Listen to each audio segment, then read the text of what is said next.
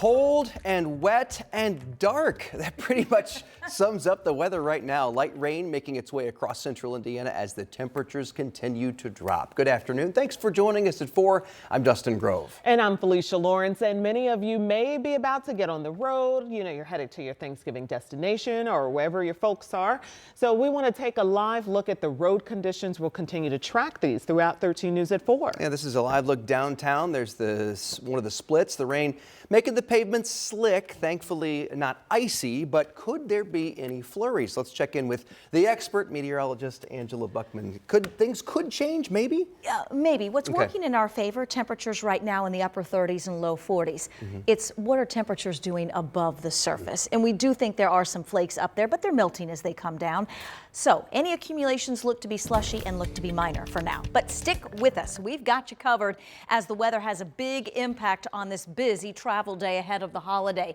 The when, now through Thursday morning, the impacts. Rain, those wet roads at times may mix with a little bit of snow, so slushy accumulations are possible, although we're not expecting a lot at this point. What you can do ahead of time, be prepared to allow some extra travel time and make sure your car is ready for winter travel. Even though we're not dealing with it now, we do have some Arctic air in the forecast. This is live Doppler 13 radar over the last hour. You can see some of the heavier rain starting to lift up to the north.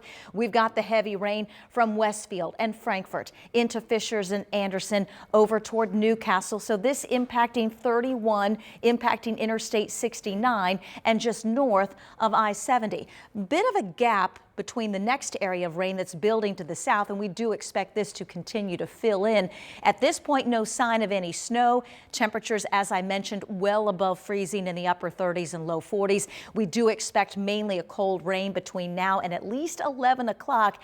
After that, may at times mix with a few flakes of snow. I'm going to continue the timeline and get you into that holiday forecast in a few minutes. All right, Angela, we'll see you in a few. And on this day before Thanksgiving, airports across the country are expected to be filled with travelers as they head out to reunite with family and friends. Absolutely. How exciting. Okay, let's get a live look at what the board is looking like right now. Looks good. There are currently no delays. It looks like coming out of Newark International, they're seeing something happen there. So a delay that is in process. 95 minutes is what they're expecting right there.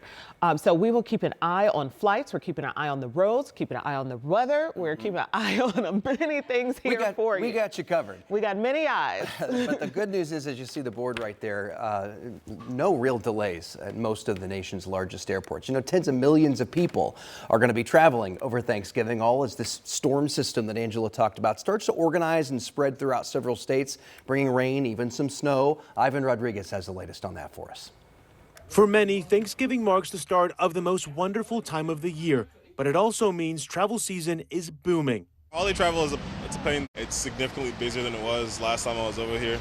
Traveling during the holidays not only requires patience, but also a little bit of strategy. Maybe. We're flying today because, I don't know, like the chaos, I guess? Why are we flying today? A record number of people are expected to travel for Thanksgiving this year. More than 71 million people are expected to travel by car and a little less than 6 million by air. Sunday will be the busiest day for air travel with about 3 million passengers expected to fly. If you are planning to travel by car, the worst time to travel is Wednesday afternoon. Coming home by car this weekend, the best time to hit the road is before 1 in the afternoon, according to AAA. During times like these, sometimes the best advice is simple. Follow my wife. For much of the country, Thanksgiving will be dry but cold, with the exception of the east. Rain is expected to stretch from the southeast to the northeast, with light snow for the inland areas of the northeast and northern New England. By Friday, millions from coast to coast could see their coldest conditions since last winter. In Atlanta, I'm Ivan Rodriguez reporting. All right, and as you're driving around for Thanksgiving, you may run into a new traffic pattern in Beech Grove. Earlier today, the city officially opened its new roundabout at Churchman and Perkins Avenue. This is called a peanut roundabout. Had you heard of this? I have not. Okay, I hadn't either. Marion County reporter Lauren Kostick found out the project comes after dozens of severe crashes and very close calls. Well, this new peanut-shaped roundabout here in Beech Grove connects Churchman, Perkins, and Southern Avenue. The city hoping it's a safer alternative to a once dangerous and complicated intersection. For years in Beech Grove, this intersection was known for its accidents. Dangerous, vicious, just not a safe place. Multiple roads intersecting, leading to confusion and wrong turns. There were a lot of accidents, and it happened quite often. Even up to a day or two before we shut down for construction, there was a very major accident here at this intersection. That accident was a two-car collision that left one person critically hurt, and it was far from the first. In a 4-year period, the city tracked more than 50 crashes at the intersection. For a rural area, that's a lot, but even more so is over half of those had injuries. So they were not just fender bender accidents, right? And actually, at least one of those ended up in a fatality. It's why the city of Beech Grove took action, replacing the tricky intersection with a double roundabout. The years-long planning process included public input and funding from the Indianapolis Metropolitan Planning Organization. Their goal, to improve safety and efficiency. With this job, you see a design on paper and you always think, well, how's that actually going to fit in that little tiny area? But it's here and it's beautiful. And neighbors are already taking note. I've been standing here now for an hour, haven't seen one hiccup. Everything's done well and looks good, and it's a great asset for our city. In Beech Grove, Lauren Kostick, 13 News. Lauren, thank you. Also new today, Indiana Attorney General Todd Rokita says one company is cooperating with his investigation of suspected labor trafficking and another is not. Rokita met with representatives of Tyson Foods yesterday to talk about the company's migrant hiring practices. Rokita says the meeting was positive, but he is still requiring the company to respond to a civil investigative demand for information about workers at its Logansport plant.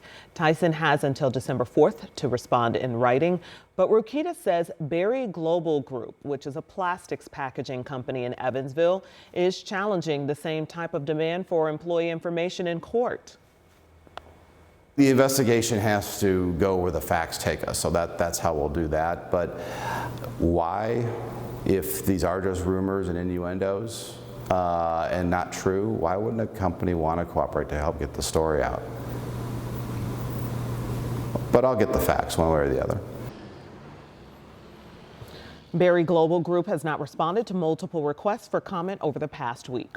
An IMPD officer has been arrested for domestic battery in front of a child. Indianapolis Metro Police tell us last night around 9, Whiteland police were called to Countrywood Drive on reports of domestic violence. They say the person who called them had been battered and restrained. Officers ended up arresting the 7-year IMPD veteran on preliminary counts of domestic battery and strangulation. The Johnson County Prosecutor's Office is looking into this and will decide on final charges. For now, the officer will be placed on administrative leave.